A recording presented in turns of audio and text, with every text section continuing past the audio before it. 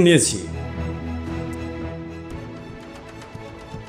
যে আমার ভাই আসলে আমার বাসায় থাকতে পারবে না, আর আমিও তোমাকে কিছু বলতে পারবো না।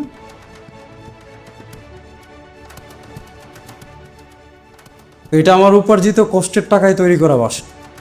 এখানে আমার ভাই আসবে, আমার বাবা আসবে, মা আসবে, সেটা নিয়ে তোমার এত কষ্ট থাকতে পারে বলে তো আমার মনে হয় না। যদি তোমাদের বাড়িতে ঘর জামাই থাকতাম, আমার ভাইকে কথা শোনাতা, আমার বাবাকে মাকে কথা শোনাতা, হয়তো মেনে নিতাম। ঘর জামাই তো না আমি, কথা বলার মুখ আমার আছে। এই যে এত কষ্ট করি, কার জন্য করি?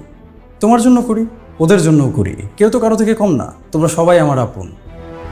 এখন তোমার চোখে যদি ওরা কাটা হয়ে যায়, সেটা তো সমস্যার বিষয়। আমার বাড়ি গাড়ি টাকা পয়সা সব কিছু তুমি একাই পেয়ে বসছো, তাদের কোনো হক নেই। যদি তুমি এমনটা মনে করো, তাহলে তুমি বোকার স্বর্গে বাস করতেছো।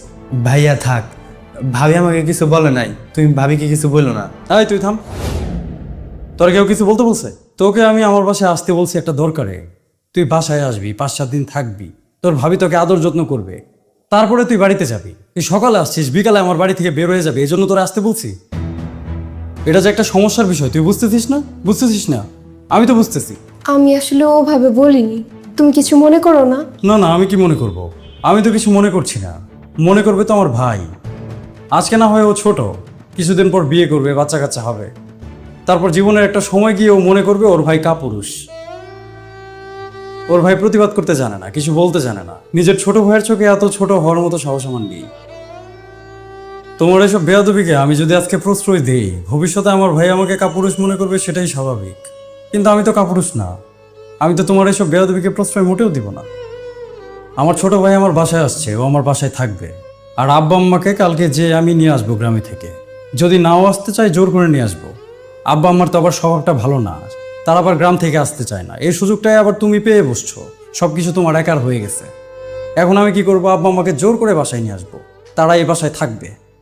তুমি একটা কাজ করো, তোমার ব্যাগট্যাগ গুছিয়ে বাড়িতে চলে যাও। আমি তোমার আব্বার সাথে কথা বলে তোমাকে পরে নিয়ে আসবো। বাড়িতে যাব মানে? মানে তোমাদের বাড়িতে যাবা? তোমাদের বাড়ি চেনো না? যাও। আমি পরবর্তীতে তোমার আব্বা আম্মার সাথে এই বিষয়ে কথা বলবো, কথা বলে তারপর তোমাকে নিয়ে আসবো। যদি তুমি আমার বাবা মাকে নিজের বাবা মা মনে করো, আমার ভাইকে নিজের ভাই মনে করো, তাহলে তোমার পরিবারের লোকজনের সাথে কথা বলে আমি সেভাবে তোমাকে সসম্মানে নিয়ে আসবো। আর যদি সেটা না মনে করতে পারো, সেটারও একটা ফয়সালা আছে। মুরব্বীরা আছেন, মুরব্বীরাই সেটা করবেন। আমি আসলে বুঝতে পারিনি। না, বোঝো নাই সেটা তো কোনো কথা হতে পারে না। তুমি তো আর ছোট বাচ্চা না, বোঝার মতো যথেষ্ট বয়স তোমার হয়েছে। আর তুমি না বুঝলেও আমি অনেক কিছুই বুঝতে পারছি।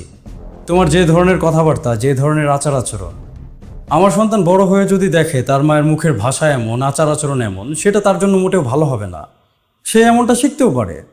আমার সন্তানের জন্য একজন ভালো মা দরকার, আর আমার জন্য একজন ভালো স্ত্রীর। আর আমি কিন্তু এখন এটা বলতেছি না যে তুমি একেবারে আমার বাসা থেকে চলে যাও। যদি তুমি নিজেকে শোধরাতে পারো, তাহলে তুমি আমার বাসায় আসবা।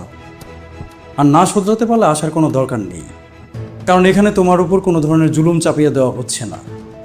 শুধুমাত্র তাদের প্রাপ্যটা তোমাকে তাদের দিতে হবে, এতটুকুই তোমার কাছে আমার চাওয়া। এখন তুমি যাও, ব্যাগ গোছাও, তোমাদের বাড়িতে যাবো। কি হলো, শুনতে পাওনি? তুমি এই মুহূর্তে আমার চোখের সামনে থেকে যাও, ব্যাগটেক গোছাও, তারপর বেরিয়ে যাও। থাক ভাইয়া, তুমি ভাবিকে আর কিছু বললো না। তাই তুই চুপ থাক, একটা থাপ্পড় দিয়ে দাঁত ফালাই দিব। মাথা পড়েছিস না? অনেক বুঝিস। যাও, তুমি যাও। তুমি আবার দাঁড়িয়ে আছো কেন? যাও।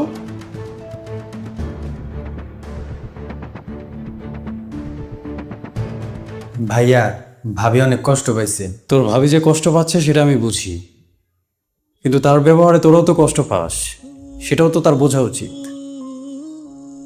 সে যখন তোদের কষ্টটা বুঝবে, তোদের প্রাপ্য সম্মানটা তোদের দিবে,